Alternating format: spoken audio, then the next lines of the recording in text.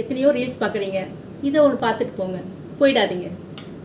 வெற்றி தோல்வி எல்லாம் வாழ்க்கையில் சகஜம். அந்த வெற்றியை தோல்வியை நீங்கள் எப்படி கையாளணும்?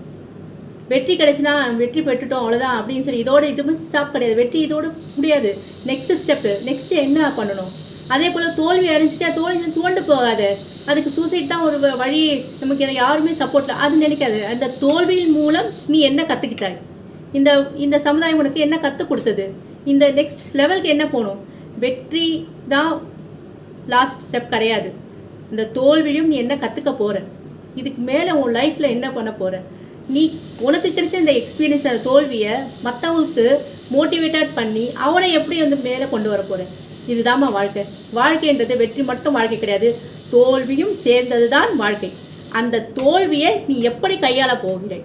இதுதான் வாழ்க்கை. இந்த வாழ்க்கையில் அந்த தோல்வியை கொண்டு உன்னுடைய எக்ஸ்பீரியன்ஸை மற்றவங்களுக்கு பகிர்ந்து மற்றவங்களையும் வாழ விடு, வாழவை. இதுதான் நம்மளுடைய குறிக்கோள். சரிங்களா பெண்களே? ஆப்போசிட் ஜெண்டர் மேலே நமக்கு வரும் ஒரு போகணும் சுற்றணும் அந்த மாதிரி வரும். பட் அது அல்ல வாழ்க்கை. அது ஒரு அஞ்சு நிமிஷம் ஒரு ஆப்போசிட் ஜெண்டர் நம்ம லவ் பண்ணுவாப்பா வேண்டாம். அது உன் லைஃப்பில் நீ என்ன பண்ண போகிற? நீ என்ன சாதிக்க போகிற? இது சாதனைக்குரிய வாழ்க்கை. சரியா? லவ் பண்ணுறது நீ எல்லாத்துக்குமே லவ் பண்ணலாம். நாயை லவ் பண்ணலாம், என்ன சொல்கிறது, பேயை கூட லவ் பண்ணலாம். சரியா? ஆனால் உன்னுடைய லைஃப்பை நீ ஒழுங்குபடுத்திக்கோ, அழகுபடுத்திக்கோ. சரியா? அப்புறம் எல்லாருமே உன்னை லவ் பண்ணுவாங்க.